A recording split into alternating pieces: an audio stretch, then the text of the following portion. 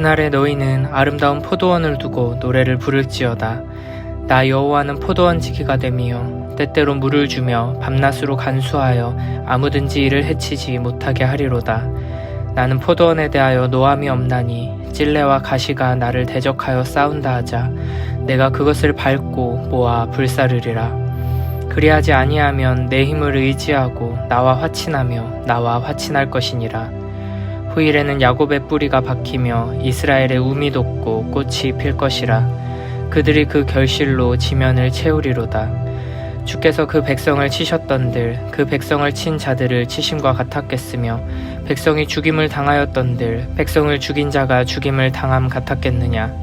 주께서 백성을 적당하게 견책하사 쫓아내실 때에 동풍 부는 날에 폭풍으로 그들을 옮기셨느니라. 야곱의 불의가 속함을 얻으며 그의 죄 없이함을 받을 결과는 이로 말미암나니 곧 그가 제단의 모든 돌을 부서진 횃돌 같게 하며 아세라와 태양상이 다시 서지 못하게 함에 있는 것이라. 대저 견고한 성읍은 적막하고 거처가 황무하며 버림받아 광야와 같은즉 송아지가 거기에서 먹고 거기에 누우며 그 나무 가지를 먹어 없이하리라. 가지가 마르면 꺾이나니 여인들이 와서 그것을 불사를 것이라. 백성이 지각이 없으므로 그들을 지으시니가 불쌍히 여기지 아니하시며 그들을 조성하시니가 은혜를 베풀지 아니하시리라. 너희 이스라엘 자손들아, 그날에 여호와께서 창이라는 하수에서부터 애굽 시내에까지 과실을 떠는 것 같이 너희를 하나하나 모으시리라. 그날에 큰 나팔을 불리니 아수르 땅에서 멸망하는 자들과 애굽 땅으로 쫓겨난 자들이 돌아와서 예루살렘 성산에서 여호와께 예배하리라. 26장에서는 그날에 구원받은 하나님의 백성들이 하나님께 올려드리는 찬양을 통해서 여호와 하나님께서 심지가 견고한 자들의 성벽이 되셔서 평강을 허락하시고 주를 신뢰하는 자들의 영원한 반석이 되어 주셔서 보호해 주심을 확인했습니다.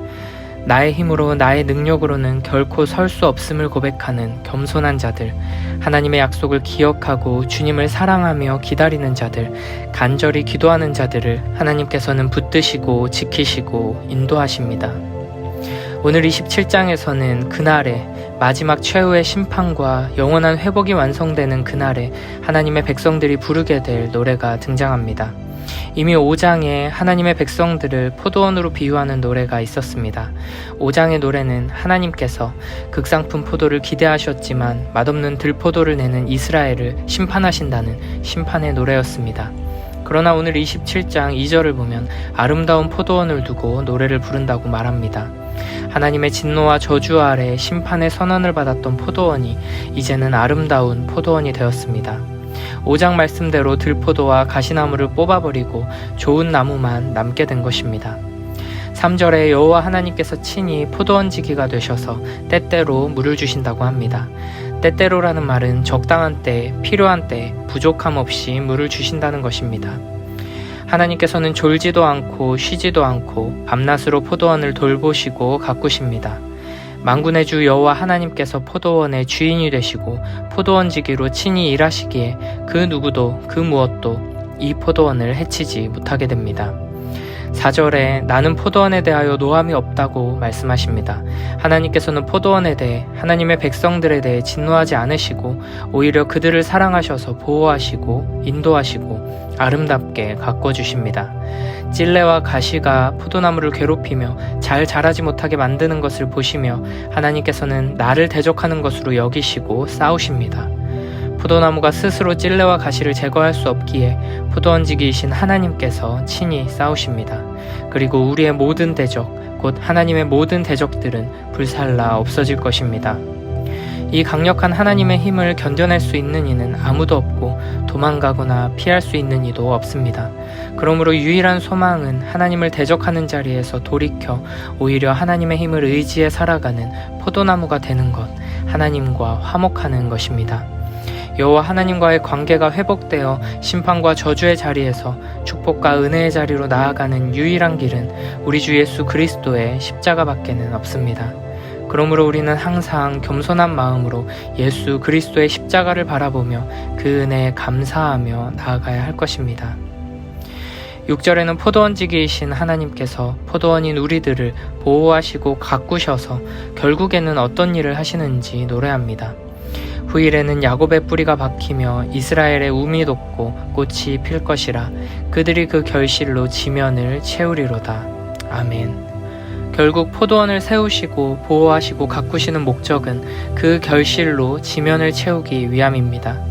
온 땅 가득히 그 아름답고 탐스러운 열매로 가득 채우기 위함입니다. 이것이 이 세상을 향한 하나님의 계획입니다. 하나님께서는 하나님의 자녀들인 우리 한 사람 한 사람이 하나님의 귀한 포도나무가 되어서 하나님의 신실하심과 아름다우심을 드러내는 복된 열매를 많이 맺어서 이 세상을 아름답게 채우기를 원하십니다. 하나님의 말씀을 의지하고 순종하는 우리의 삶을 통해 세상과 구별된 우리의 말과 행동과 사랑을 통해 하나님의 영광을 드러내며 세상을 비추는 우리 모두가 되길 바랍니다. 7절 9절에서는 하나님께서 자녀들을 징계하시는 것에 대해 이야기합니다. 하나님의 포도원인 우리들의 탐스러움, 아름다움, 맛과 향기를 통해서 이 세상을 채우고 이 세상이 하나님을 맛보고 만날 수 있게 하시기 위해서 하나님께서는 하나님의 포도나무에 가지를 치십니다. 그 자녀들을 징계하시는 것입니다. 7절에 보면 하나님의 징계는 매섭고 단호하지만 원수들을 벌하시는 것 같이 벌하지는 않으신다고 말합니다. 또 8절에서는 주께서 백성을 적당하게 견책하신다고 합니다. 우리의 아버지 하나님께서는 이 땅의 연약하고 어리석은 부모와 같이 자녀들을 징계하는 것이 아니라 바르게 징계하시고 그 자녀에게 꼭 필요한 징계를, 자녀를 살리고 회복시킬 수 있는 징계를 내리십니다. 그리고 그때그때 감정에 따라 하는 것이 아니라 언약을 따라 신실하게 하십니다. 그래서 8절에서는 주께서 백성을 적당하게 견책하사 쫓아내실 때에 동풍 부는 날에 폭풍으로 그들을 옮기셨느니라 라고 말합니다. 하나님께서 이스라엘과 시내산에서 언약을 맺으시며 불순종하는 경우 내리실 저주의 심판의 마지막 단계가 바로 약속의 땅에서 쫓겨나 이방 민족에게 포로로 끌려가는 심판입니다. 이스라엘은 불순종의 불순종을 이어가다 결국에는 이 마지막 약속하신 최후의 징계까지 받게 되었습니다. 그러나 이 마지막 징계까지도 완전히 멸하시기 위한 심판이 아니라 회복시키기 위한 아버지의 사랑의 징계로 내리십니다. 그래서 9절에서는 이런 과정을 거쳐서 결국에는 그들의 죄를 없애주시고 그들 가운데 있는 온갖 더러운 우상들을 가루로 만들어 버리신다고 말씀하십니다. 이스라엘의 불신앙과 불순종, 오래 참으시는 하나님께서 계속 경고하시고 징계하심에도 끝까지 끈질기게 이어지는 범죄에도 불구하고 하나님께서는 신실하게 아버지로서 이스라엘을 사랑하시며 징계하셔서 하나님의 뜻대로 완성하시는 것입니다. 하나님께서 온 세상 나라들과 모든 역사를 주관하셔서 멸하시는 가장 큰 원수는 바로 우리 안에 있는 우상이라고 할 수 있습니다. 칼빈은 인간 본성 자체가 우상을 계속해서 만들어내는 우상 공장 같다고 말합니다. 그러니까 하나님께서는 단순히 우리 안에 있는 우상들을 깨트리시기 위해서 일하시는 것이 아니라 계속해서 우상을 만들어내고 그 우상을 사랑하고 섬기며 의지하는 우리들을 변화시켜서 더 이상 우상을 만들어내지 않고 참으로 하나님을 사랑하고 섬기며 의지하는 하나님의 자녀로 만들어 가시기 위해서 일하시는 것입니다. 이를 위해 하나님께서는 우리를 징계하시고 매서운 심판을 지나가게 하십니다. 우리를 더러운 우상 공장에서 존귀한 하나님의 자녀로 변화시키시는 이 하나님의 손길을 의지하려면 하나님의 말씀을 통해 마지막 날, 그날에 시선을 두고 살아가야 합니다.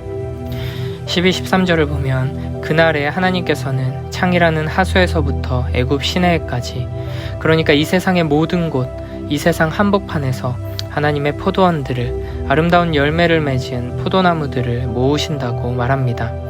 그날에 큰 나팔이 울리면 세상 속에서 고난당하며 가난한 자로, 애통하는 자로 살아가는 하나님의 백성들이, 세상 한복판으로 쫓겨나 나그네와 같은 삶을 사는 하나님의 자녀들이 하나님 품으로 돌아와 영광스러운 하나님의 산에서 기쁨과 감사의 찬양을 올려드리며 예배하게 될 것입니다. 지금도 이와 같이 신실하게 역사하시는 하나님을 바라보며 그날을 기대하고 소망하며 오늘 하루의 믿음의 걸음을, 인내의 걸음을 걸어가는 우리 모두가 되길 바랍니다. 아버지의 사랑의 손길, 보호의 손길뿐 아니라 가지를 치시고 다듬으시는 징계의 손길에도 감사하며 세상을 향한 복된 포도원으로 아름답게 완성되어가는 우리 모두가 되길 바랍니다.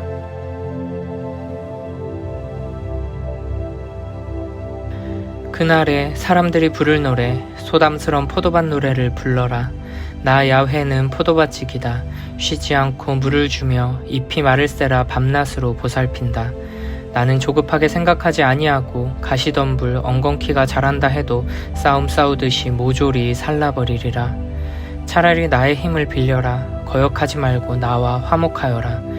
야곱이 뿌리 박는 날, 이스라엘이 꽃피어 열매를 맺는 날, 그 열매가 온 땅에 가득 차리라. 야곱을 치던 자들에게 하신 것처럼 하나님께서 야곱을 치시겠는가? 이스라엘을 살육하던 자들이 하신 것처럼 이스라엘을 죽이시겠는가? 그들을 벌하시기 위하여 모조리 쓸어 추방하시고 열풍을 부시어 그들을 쫓아내셨다. 야곱의 죄는 이렇게 용서받았다. 그리하여 야곱은 제단의 돌을 모두 횃돌처럼 부수어 가루로 만들고 목상과 분향단을 쓰러뜨린다. 요소화된 적의 도시는 쓸쓸한 무인지경, 황무지처럼 버려진 땅, 송아지들이 풀을 뜯고 뒹굴며 나뭇잎을 모조리 뜯는다. 나뭇가지는 말라 꺾여 여인들의 뗄나무가 되리니 이 백성이 우둔하여 그들을 지으시니조차 가엾게 여기지 아니하시고 손수 빚어 만드시니가 아끼지 않으시는 까닭이다. 그날 야훼께서 마당질하시리라. 유프라테스강 줄기에서 이집트로 건너가는 게울에 이르기까지 이스라엘 후손들아, 하나님께서 너희를 일일이 모아들이시리라. 그날이 오면 큰 나팔소리 요란하리니 아시리아 땅에 귀양 갔던 이들도 이집트 땅에 뿔뿔이 흩어졌던 이들도 돌아와 예루살렘 거룩한 산에서 야훼께 예배를 드리리라.